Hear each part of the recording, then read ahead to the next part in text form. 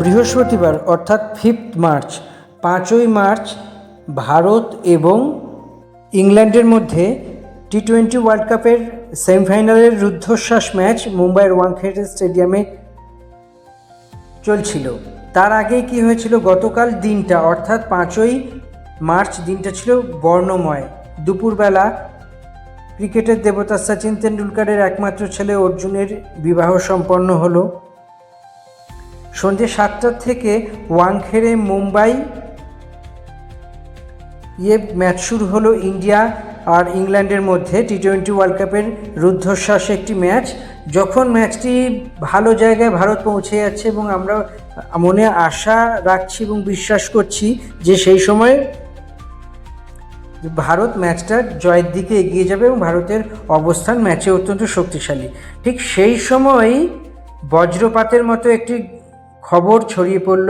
সেটি হলো পশ্চিমবঙ্গের রাজ্যপালের পদ থেকে সিভি আনন্দ বোস অর্থাৎ ডক্টর সিভি আনন্দ বোস পদত্যাগ করলেন। এই খবর ছড়িয়ে পড়তে না পড়তেই হঠাৎ কেন, ভোটের তো এখন নির্ঘণ্ট প্রকাশিত হয়নি, এসআইআর প্রক্রিয়াও শেষ হয়নি, সেই অনেক কিছু বাকি আছে। ভোটের মুখে মুখে রাজ্যপাল কেন পদত্যাগ করলেন, তখন জানতে পারা গেল তিনি দিল্লিতে গিয়ে পদত্যাগ করলেন এবং তার ঘণ্টাখানেকের মধ্যেই জানতে পারা গেল যে রাষ্ট্রপতি ভবন থেকে তার যে পদত্যাগপত্র গৃহীত হয়েছে।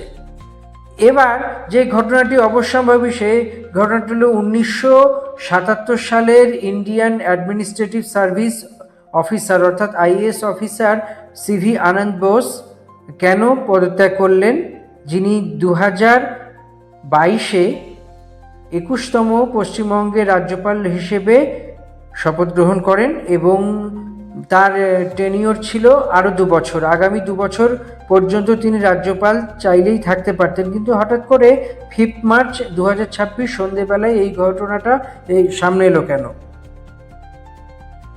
এই তো গেল রাজ্যপালের একদম রেজিগনেশনের বিষয়টা। এবার আসা যাক যে তাহলে এবার নতুন রাজ্যপাল কে হতে চলেছেন।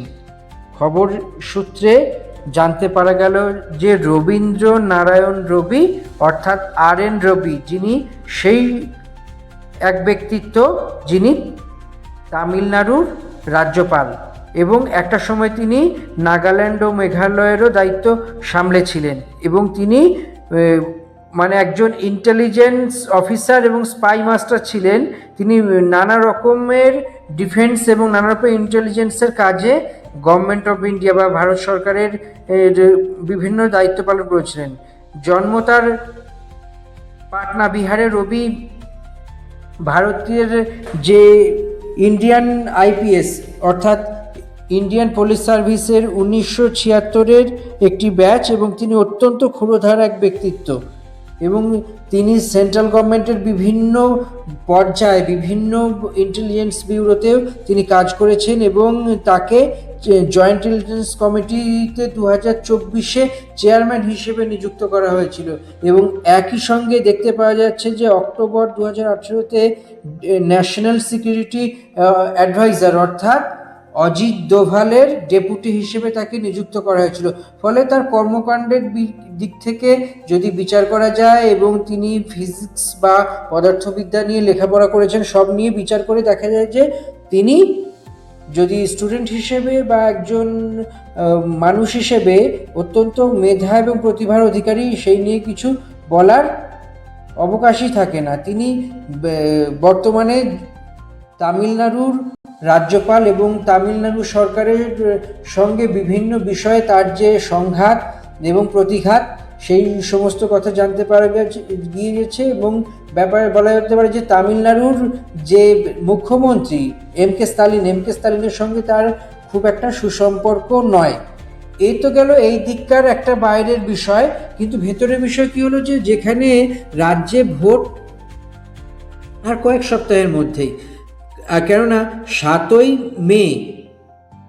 মে বিধানসভা ভাঙবে, তার মধ্যে নতুন সরকারকে শপথ গ্রহণ করতে পারে, কিন্তু সুপ্রিম কোর্টের নির্দেশ অনুযায়ী মোটে এখনও 5 থেকে 7 6 লাখের একটা এসআইআর এর নাম সংশোধন হয়েছে এবং এখনো প্রায় 54,000, 60 লাখের মধ্যে এখনো 54 লাখ সেই এসআইআর এর কার্যকারিতা বাকি আছে।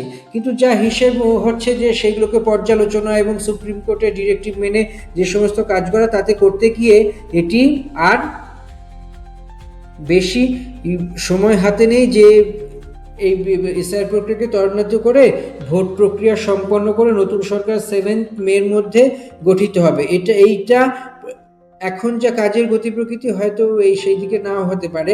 তাই নতুন রাজ্যপাল নিয়োগ, সেই রাজ্যপাল নিয়োগের ফলে হয়তো বা পশ্চিমবঙ্গে যদি রাষ্ট্রপতি শাসন জারি করে ভোট করতে হয়, তার আগাম প্রস্তুতি হিসেবে কেন্দ্র সেরে নিল রাজ্যপাল পরিবর্তনের কাজটা।